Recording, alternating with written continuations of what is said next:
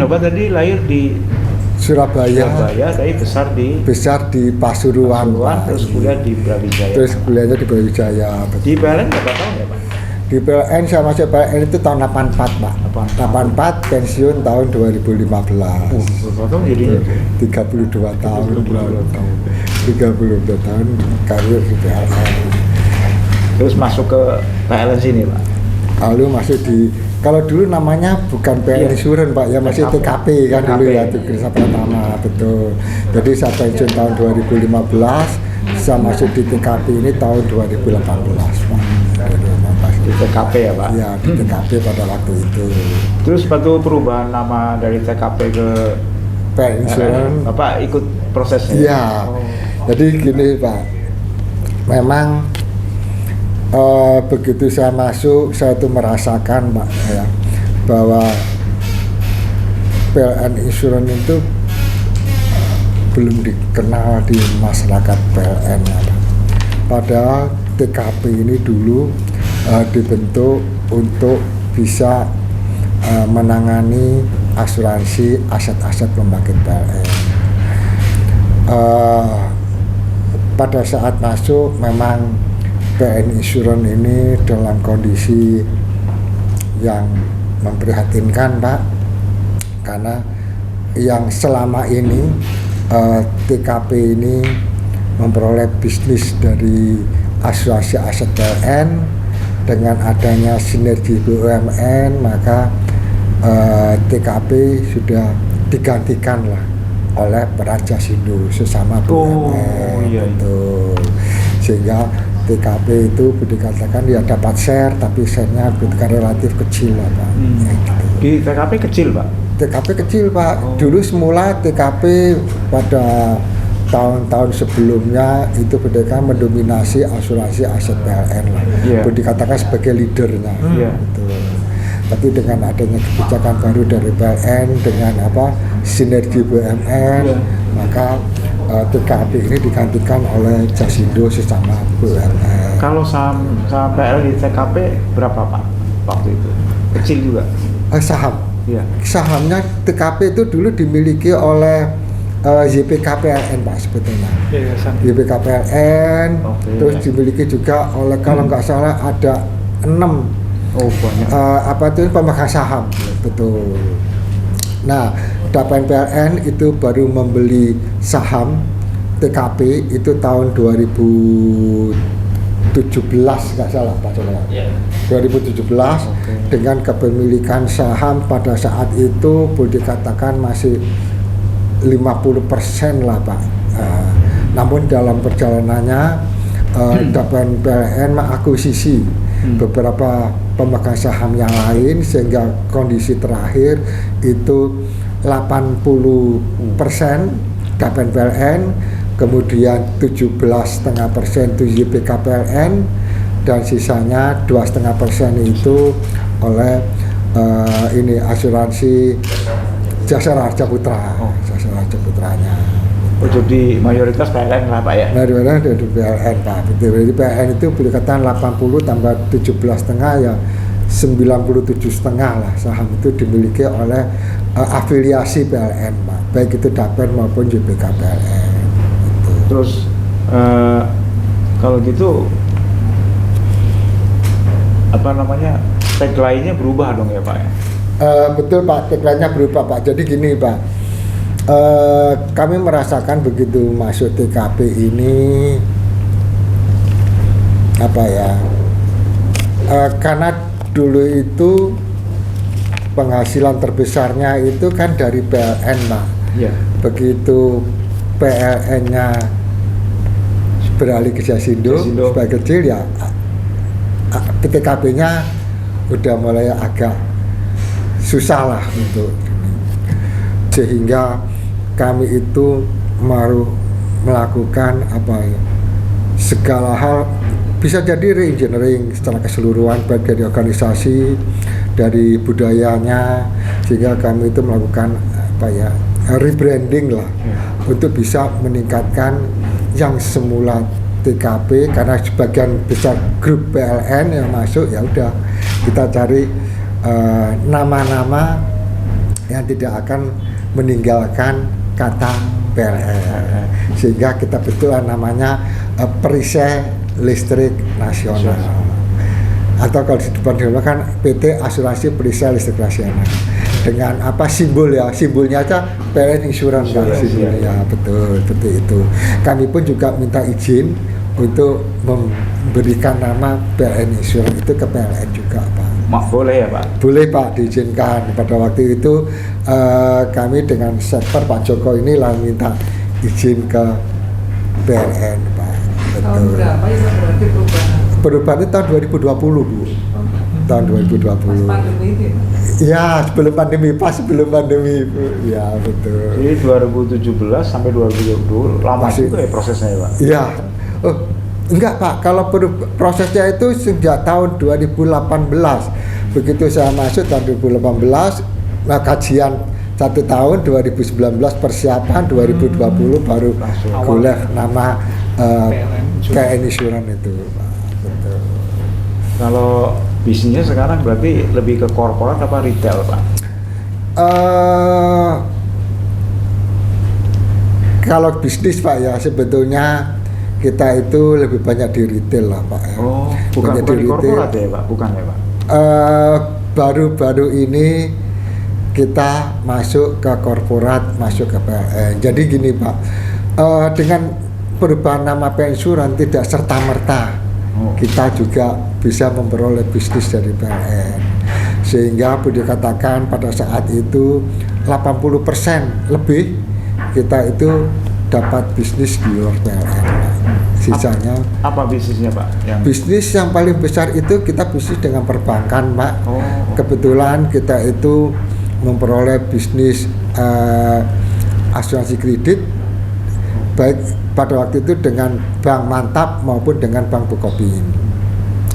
Mayoritas produk kita dari asuransi kredit itu, Pak. Di samping itu ada produk-produk lain dari perbankan ini yang masih ada hubungannya dengan PLN, yaitu kontrak bank garansi untuk kontraktor PLN. Itulah kita yang paling besar dari situ. Jadi retailnya itu ya kita di apa itu namanya asuransi kredit itu meskipun dengan kerjasama dengan perbankan, Pak. Kalau sekarang posisinya Pak, katakanlah per Desember 2022 gitu ya Pak. Ya. Itu antara retail dengan korporat ya. Masih banyak di retail, Pak. Jadi korporat ini kebetulan tahun 2023 di Januari ini PLN mencanangkan PLN Incorporated. Nah disitulah kami memperoleh banyak bisnis dari PLN, Pak. Betul. Jadi PLN Incorporated ini pertama kali ya Pak ya kita memperoleh ASU itu administration only untuk perawatan kesehatan PLN, baik itu pegawai, keluarga maupun pensiunan. Pensiunan pun juga termasuk keluarga yang ditanggung. Jadi kita itu memperoleh 250.000 jumlah peserta untuk ASU PLN ini. Nah di samping itu berkembang juga karena ada PLN Incorporated, anak-anak usaha PLN juga ikut bergabung di dalam asuransi kesehatan ini. Jadi kalau PLN sekarang itu ada holding, subholding Mbak ya. Nah holdingnya kan dari pusat, PLN pusat. Nah subholding pun juga sudah mulai memberikan asuransi kesehatannya ke PLN ini ya, betul. Termasuk anak-anak usaha PLN yang lain. Bukan hanya asuransi kesehatannya aja, tapi juga asuransi yang lain seperti motor vehicle, terus apa itu namanya asuransi gedung, beberapa gedung PLN, asuransi asetnya PLN sudah mulai. Termasuk pembangkit listrik juga diasuransikan. Termasuk pembangkit listrik juga asuransikan Pak, betul. Tetapi apa itu namanya leadernya ada di Aceh. Berarti tahun 2021, tahun 2022 Bapak laba PLN ya Pak? Semenjak tahun gini Pak, semenjak tahun 2018 saya masuk, labanya masih kecil Pak. Labanya waktu itu 2M. Kemudian tahun 2019 kita melakukan restated Pak, sehingga menjadi rugi 150 M karena ada 2 reas yang bankrupt pada saat itu. Nggak bayar jadinya, Pak? Nggak bayar, Iya. Pak. Dan apapun juga itu nggak bisa dibukukan secara terus menerus, Pak. Ya, jadi cut off. Akhirnya di cut off juga kita mengalami kerugian 150 M, dan itu pun juga kami sampaikan ke pemilik saham. Ini akan ada kerugian 150 M. Akibat kerugian 150 M, RBC juga tergerus, Pak. Karena RBC tergerus, ya akhirnya pemegang saham oke lah. Begitu diinjek lagi 75 M agar supaya RBC kita minimal sebesar 120% sesuai dengan POJK kan, Pak, seperti itu. Dan alhamdulillah pada tahun 2019 dan seterusnya memang kita sudah mulai untung terus, Pak.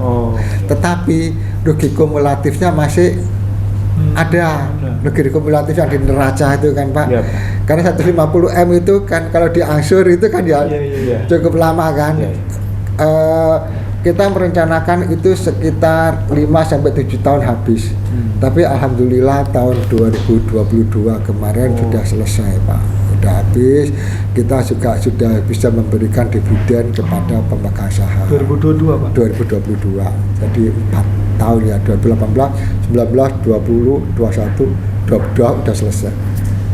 Menarik nih, Pak. Tadi Bapak menyampaikan soal PLN Incorporated, Pak, ya. Iya. Nah, apakah dengan adanya PLN Incorporated tadi ini juga nanti selaras dengan strategi dari PLN Insurance untuk membesarkan dari sisi corporate-nya, Pak? Atau tetap diperbesar di retail-nya, Pak? Seperti apa, Pak? Jadi gini, Pak, inilah bentuk ya, Pak ya, bentuk kepedulian PLN terhadap pensiunan PLN, Pak.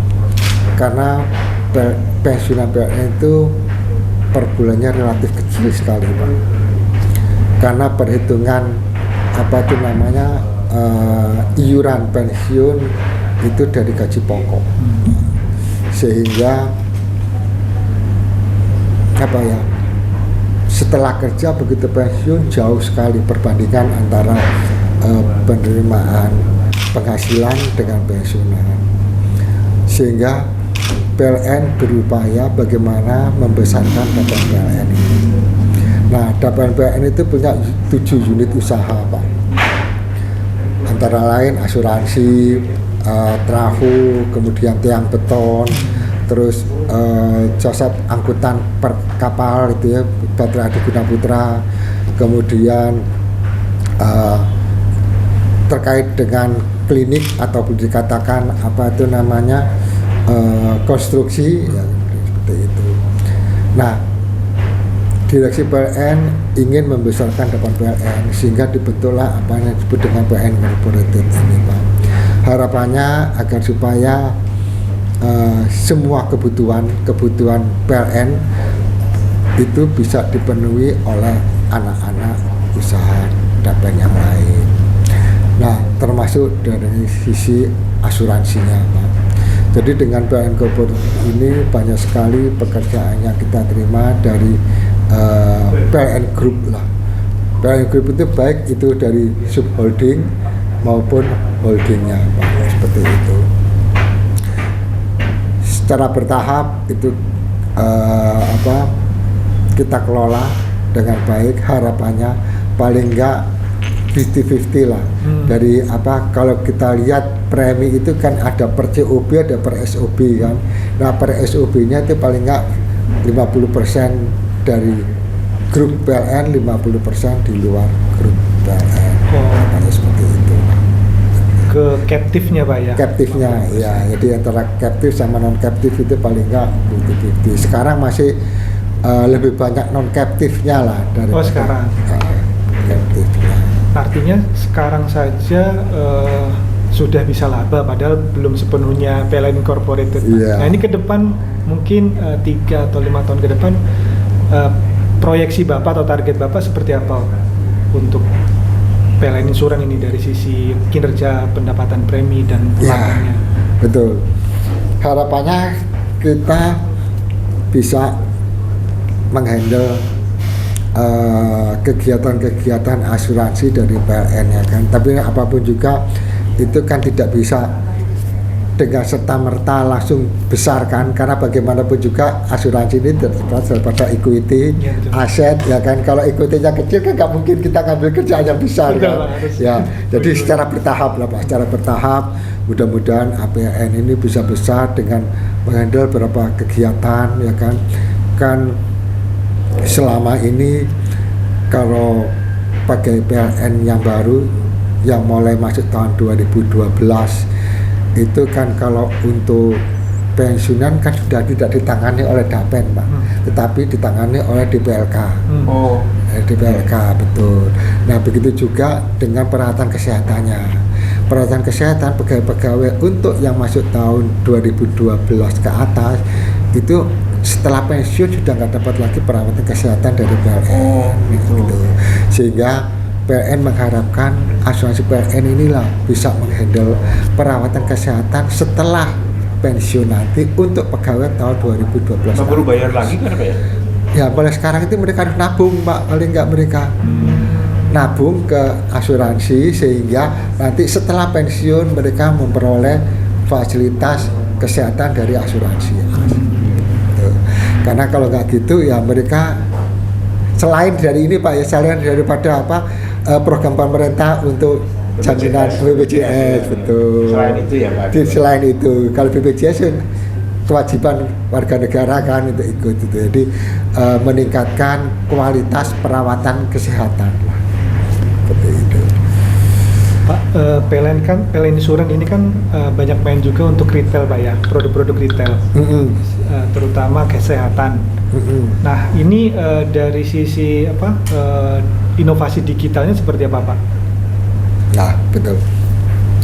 Jadi apapun juga kita berusaha semaksimal mungkin untuk memberikan kemudahan kepada pegawai dan keluarga PLN lah. Kita memang untuk sistem IT memang kan kita IT itu ada back end sama front end kan Pak ya. Front end itu yang terkait dengan rumah sakit, back end itu yang terkait dengan data pegawai, kemudian apa aja yang diberikan dan seterusnya. Nah dari sisi back end ini kita mengembangkan aplikasi yang disebut dengan PLN Sehat Pak. PLN Sehat. PLN Sehat, iya. Jadi ada aplikasi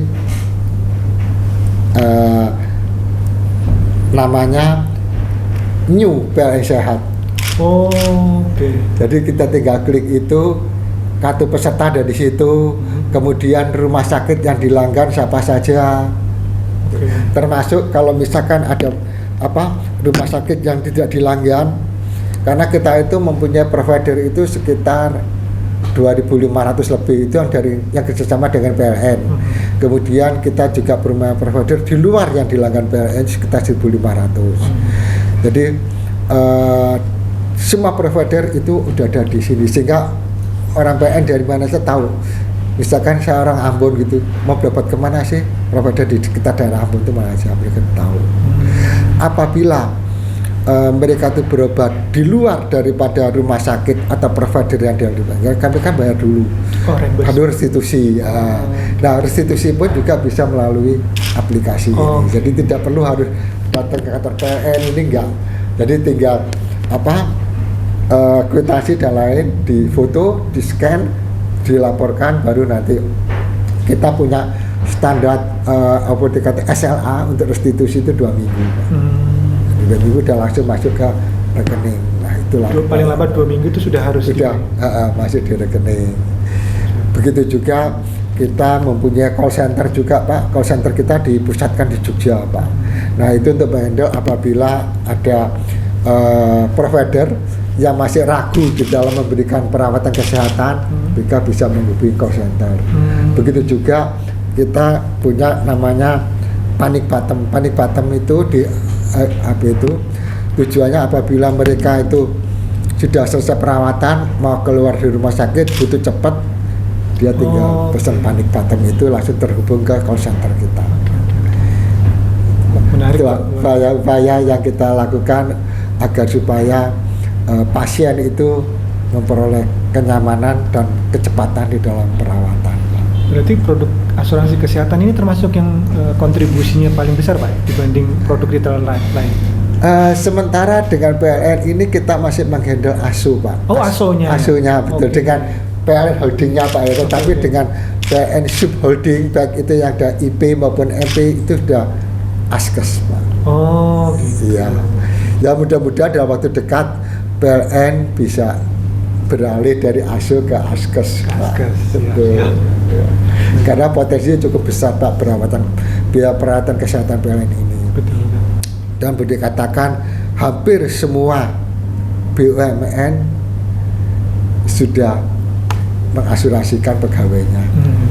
Bukan dilakukan swakelola sendiri kan, Pak. Betul, Pak. Ya mau nggak mau suatu ketika akan beralih juga. Pak. Itulah. Baik, Pak. Pak, Ya. ini tadi bicara juga soal equity, Pak ya, sehingga Iya. holding sempat menyuntik 75 miliar, Pak ya. Untuk agar RBC-nya bisa di atas ketentuan yang Tahun dibesarkan oleh 2018, OJK. Iya, betul. Nah, ini kan OJK juga ada wacana terkait permodalan juga nih, Pak, kenaikan permodalan. Ini dari PLN Insurance menyikapinya bagaimana, Pak? Betul. Memang terhadap rencana OJK untuk tahun 2026 menjadi 500 dan 2028 menjadi 1 triliun, Pak ya. Memang kalau dilihat di industri memang ada pro kontra dimanapun juga. Bahkan asosiasi AAUI juga sudah memberikan pandangannya kepada OJK. Tapi apapun juga, terlepas apapun juga ada persiapan lah dari kita, ya kan? Karena kami melihatnya aturan ini bukan semata-mata karena OJK juga, tapi bagaimana kita mempersiapkan diri dalam rangka menerima risiko-risiko yang lebih besar lagi. Dengan risiko yang lebih besar, equity kan harus lebih besar juga, Pak. Nah, tambahan modal itu equity kita sekarang sudah 340 di semester 1. Harapan kami sih semester 2 itu semester 2 atau akhir tahun itu kira-kira dapat 360 lah.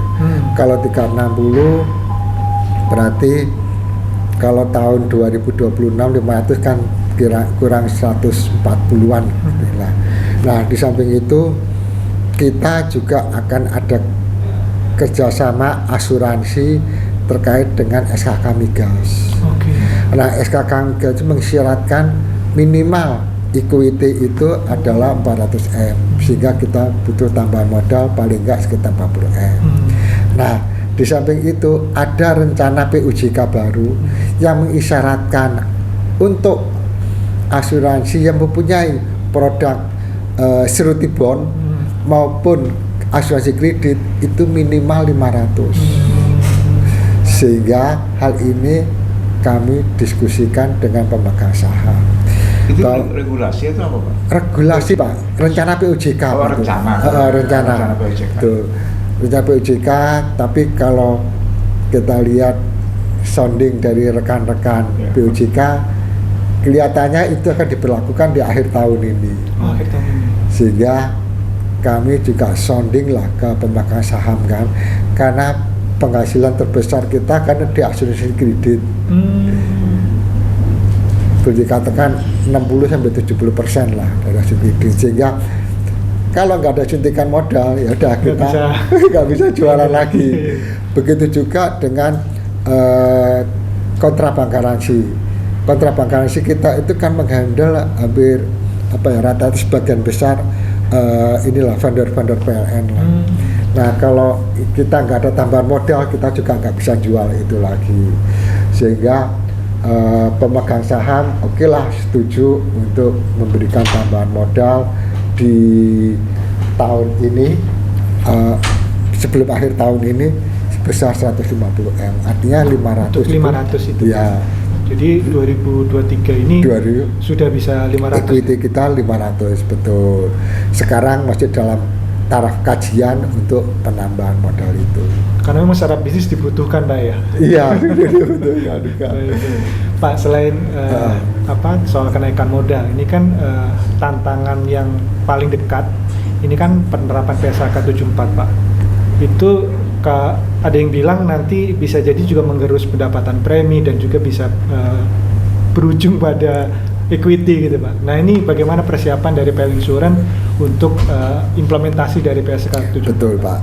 Nah, itulah yang disampaikan oleh AUI bahwa kita kan mau menerapkan PSAK 74 atau IFRS 17 kan. Kita itu kok ada tambahan modal lagi, kasihan pemegang sahamnya kan itu. Ya. Kita sudah melakukan boleh dikatakan mapping sampai sejauh mana persiapan kita di dalam penerapan PSAK 74 ini. OJK juga sudah meminta kajian-kajian terhadap kesiapan asuransi. Apapun juga, mau nggak mau, kita pun juga harus siap menghadapi regulasi PSAK 74. Memang kita juga melakukan kerjasama dengan konsultan di dalam rangka penerapan PSAK 74, terutama mengkaji pencadangan kita, ya kan, apakah pencadangan yang sudah kita cadangkan ini memenuhi apabila itu diterapkan di PSAK 74. Jangan sampai nanti begitu dihitung cadangannya menggerus equity kita seperti itu.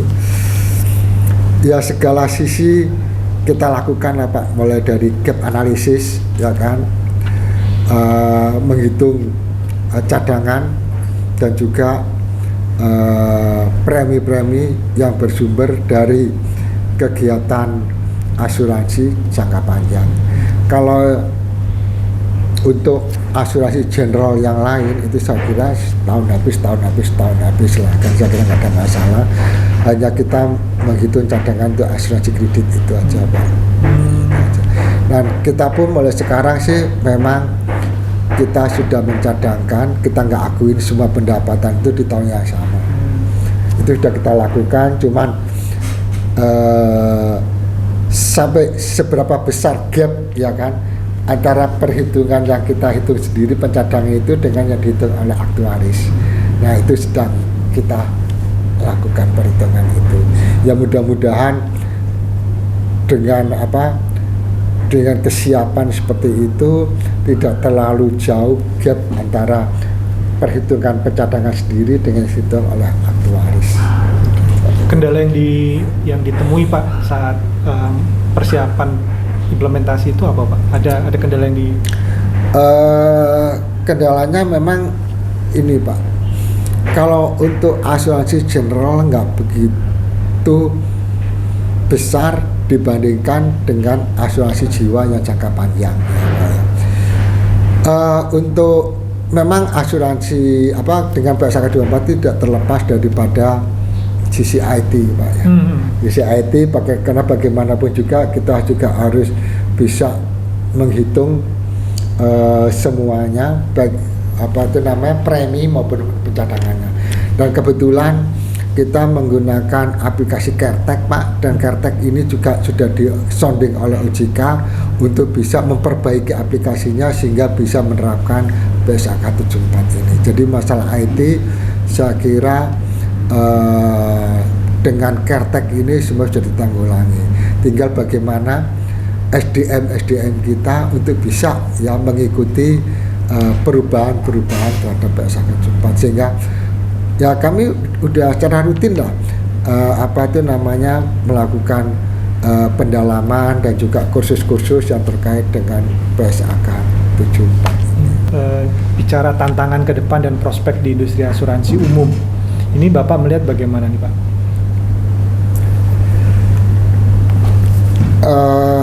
Gini, Pak, saya melihatnya, Pak, ya, bagaimanapun juga kalau OJK menerapkan minimal equity 500 dan 1 triliun, otomatis banyak perusahaan asuransi di merger. Ya kan? Karena tidak semua industri asuransi, terutama pemegang sahamnya juga siap dengan tambahan modal sebesar itu. Dengan di merger ini otomatis jumlah perusahaan asuransi kan semakin kecil. Tapi dengan size yang semakin besar. Di samping itu juga membuat daya saing industri asuransi terhadap asuransi luar juga semakin besar, semakin tinggi.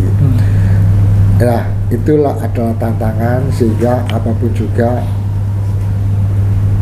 kita masih punya captive lah.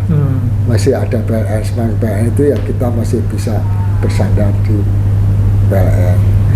Namun demikian, kita juga tidak bisa menggantungkan secara PR secara keseluruhan, ya kan. Kita juga berusaha semaksimal mungkin memperoleh paksa pasar dari luar. Maka dari itu kita selalu menjaga agar supaya produksi captive non captive itu paling enggak 50-50, 50-50. Ya, salah satunya SKK Migas itu juga pemilik aset terbesar juga, ya kan. Kita juga berusaha masuk ke SKK Migas dan lain-lain. Jadi artinya meskipun kita punya captive, kita tidak boleh meninggalkan yang non captive yang selama ini kita bina dengan baik lah. Baik itu kerjasama dengan perbankan maupun kerjasama dengan industri-industri yang lain. Kalau bicara peluang ini Pak, renewable energy ini kan sekarang sedang trennya Pak ya. Dan kalau di kendaraan ini kan ininya ke kendaraan listrik. Iya. Dan sementara PLN salah satu yang ini ya Pak ya. Pelopornya pelopor ya. lah. Nah, ini bagaimana PLN Insurance melihat peluang itu dan kemungkinan efeknya seperti apa terhadap PLN Insurance Pak? Iya. Jadi renewable energy ini kan bisa dilihat dari sisi customer, ya kan. Customer itu yang terkait dengan mobil listrik, motor listrik dan seterusnya. Bisa juga dilihat dari sisi PLN-nya sendiri. Kan dengan adanya pengurangan karbon itu kan, PLN pun juga berusaha semaksimal mungkin untuk mengalihkan pembangkit-pembangkit yang dari coal ke energi terbarukan. Ya, untuk customer kita itu berusaha untuk bekerja sama dengan Icon Plus Pak. Icon. Ya, karena Icon ini selain melakukan pembayaran rekening listrik, Icon itu juga punya rencana untuk menjual mobil-mobil listrik melalui PLN Mobile. Nah, disitulah termasuk ada asuransi untuk mobil listrik. Embed asuransi tertanam nanti. Iya, jadi udah ikut di situ. Termasuk PLN Icon ini juga menyediakan SPKLU kan Pak. Jadi kalau misalkan ada SPKLU mau ngecas itu bisa beli pulsa lewat PLN Mobil dulu. Jadi saya mau ngecas berapa jam berapa ini ya, beli di situ, tinggal SPKLU tinggal di ini aja udah bisa. Nah, kami juga akan mengcover asuransinya baik SPKLU-nya maupun kalau terjadi kecelakaan di SPKLU itu. Kita mau masuk ke situ. Jadi kalau SPKLU-nya rusak itu ya otomatis yang bisa terbakar atau ada arus pendek di SPKLU kita tawar. Tapi pada saat kecas pun juga apabila jadi kecelakaan di situ terbakar, kita akan asuransikan juga. Betul. Wah. Potensinya besar peluangnya Pak ya? Potensi besar Pak, peluangnya cukup besar. Jadi kami berusaha semaksimal mungkin untuk bisa menggali potensi-potensi yang ada di captive Pak, terutama itu. Tanpa meninggalkan non captive. Dua-duanya tetap kita bina sebaik-baiknya.